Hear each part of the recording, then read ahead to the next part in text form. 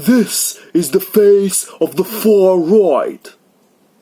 Welcome to Westman Corner Crash Course, and today we're going to be discussing right-wingers.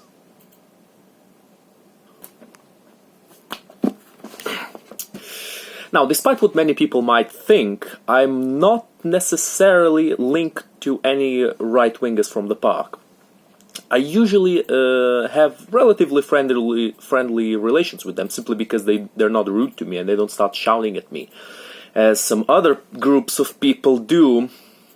And even if I don't agree with people, I will at least show them courtesy, as long as they are, courteous towards me. It's a quid pro quo relation, really. The thing is, now that we are going to be talking about groups with less and less people, it's becoming more and more difficult to not mention any names, because when there's more people, there's more variety, more diversity of opinion about the specific thing we're talking about. For example, Islam, huge diversity of opinions. Christianity, huge diversity. Jews, lots of different kinds of Jews. Even atheists and agnostics have a big amount of diversity in their opinions. Even though there's not that many of them in the park, and we are talking about the park, we're not talking about society itself, even though we might mention society sometimes. Now, the right-wingers, there's not that many of them, really. There's only a few. Now, their numbers are slightly growing a little bit, but not by much at all. Not by much at all. And the reason for that is that the media is very biased towards the left.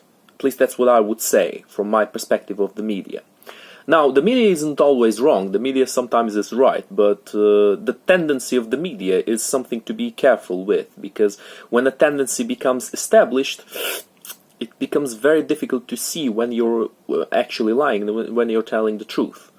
Of course, I'm talking about the media in the West. It doesn't mean that media in other places is not biased towards the right, which it is in many different places. For example, in Russia, or in the Middle East, which has right-leaning media, right-wing media, because Islam is, a traditionalist religion, and the right-wingers are traditionalists. Why, you might ask me, well, Pavlov, why are Muslims almost always the enemies of right-wingers? Well, because Muslims have one kind of right-wing, their own, culture, their own ideology, and right-wingers here have a different kind of right-wing. So it's basically a clash between different rights, the right of the Muslims and the right of the British, or whatever, or, sometimes it can even be the far right. I've seen far right people in the corner, they're not a myth, they do exist. Like white nationalists and ethno-nationalists and whatever they want to call themselves. Sometimes they call themselves racial realists and stuff like that. Now, I don't dwell into race that much. I don't think it matters that much. If we had some studies about race, we would be able to say something about it. But I don't think there's anything really that trustworthy about it. And I don't think it's that's where we should go. I mean, I don't think that's the main. That's where the main development, the main research should be. I think the main research should be in reorganizing the structure of human society, of the different societies of people, to find out the best solutions for our problems, and not just thinking about race and the differences of race. Even though that might be a useful thing to research throughout a bit later on. Now, let's cut to the chase. How should you deal with right-wingers in the park? Well, first of all, how should you find right-wingers in the park, which is not very easy. Again, it's going to be difficult to go about without names, because there's not that many of them. A few of them, you might find them easily, because they literally preach it out loud. Like, there's some men's rights activists, again, racial realists, there's nationalists, there's, the movement of patriotic alternative, which I'm not really sure what they're about, but I haven't heard the best things about them. Their supporters obviously support them, as the name implies, but yeah, there's a lot of criticism too. It's very difficult to speak about right-wing without specifying what we're talking about. And there's a lot of diversity in the different opinions of the right-wingers. It's just that there's not a lot of them, once again. So again, how should you speak to them? Well, usually there's not a big problem in speaking with right-wingers. I mean, at least for me, because as you can see by my complexion, usually the right-wingers here don't have any problems with me, unless the ones who think Slavs are Untermensch. In that case, there's a bit of a problem. But I would say there's almost no right-wingers that are openly hostile towards other races and other religions and wherever. Almost none of them. They're usually, even if they are hostile, they say it in a way that is not encouraging a physical encounter with the other person. Like, they might criticize you in your face. They might tell you, "Oh, your people, they're bullshit. They never invented anything, or they're losers, or whatever." But they will not get physical, usually, at least from my experience. Sometimes they might. It might just be because nowadays right wing is not as popular as it used to be. Nowadays, being a lefty nutcase is more popular than that. But so yeah, it all depends on the person who you're talking to, really. And that makes this difficult. I don't think racial realism is something that reasonable. I don't think there's a lot of thought into it. Of course, there are studies about race, studies about different ethnicities, but I don't know. I just not that interested in it, not that into it, honestly. And if people are, that's fine, you can be into it. But yeah, we come to the same problem that we spoke about the Hebrew Israelites.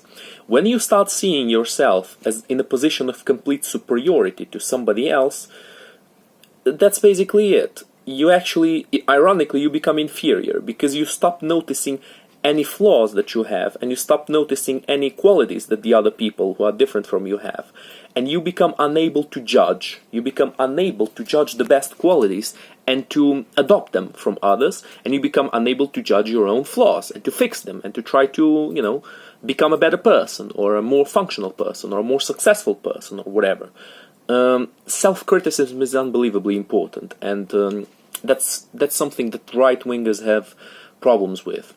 The left, it has too much self-criticism of their being.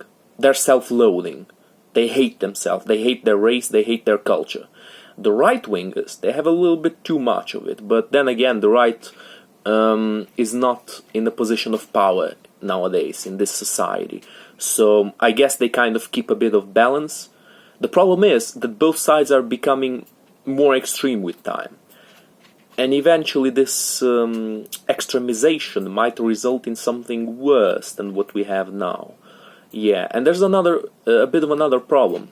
It's that right-wingers aren't being allowed to express their opinions. And that's a bit of a problem, because it means that if they have extreme opinions, those opinions will keep festering inside of closed circles. And they will never be allowed to be exposed to the world, and thus they will never be allowed to see the flaws in their arguments, if they are being prohibited from saying anything.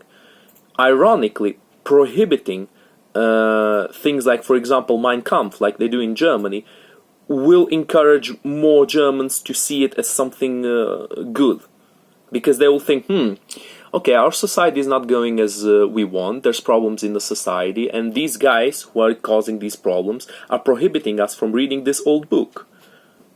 It might be that old book has something good to say, that these peoples that don't like us, which is the left-leaning media that hates their own people, it might say the truth. Of course, it's wrong.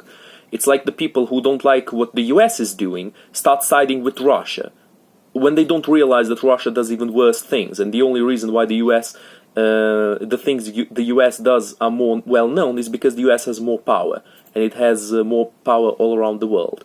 If Russia had that kind of power, it would do much worse atrocities than the US is doing. So just because something is opposing an evil doesn't mean that something is good. It might actually be a greater evil. You never know. So about right-wingers, yeah, they're not very easy to find. If you find them, you can talk to them, you can discuss with them. If they start becoming defensive, as I like to say, automatic, if they start automatically defending their opinion, usually it's best to just give up. You know, there was a chick a while ago, a girl who came there and started saying that the Slavs are Untermensch and whatever. You know what I did? I just left, honestly. I just left at her. Like, it doesn't make any sense for people to just start saying, oh, you're inferior because I don't like your face. It doesn't make any sense at all, so I don't think those people should be taken seriously. But anyway, there's not a big presence of right-wingers in Speaker's Corner, so this video was a little bit more about explaining the situation of the right nowadays. Of course, again, the right is gaining a bit more power, because also because of Brexit and the other things that are happening nowadays, because people are honestly getting pretty tired of the insanity of the left. So yeah, I'm afraid many people will become extremized, because the left is getting extreme, and as I usually say, the far left always breeds the far right. That's how it always happens.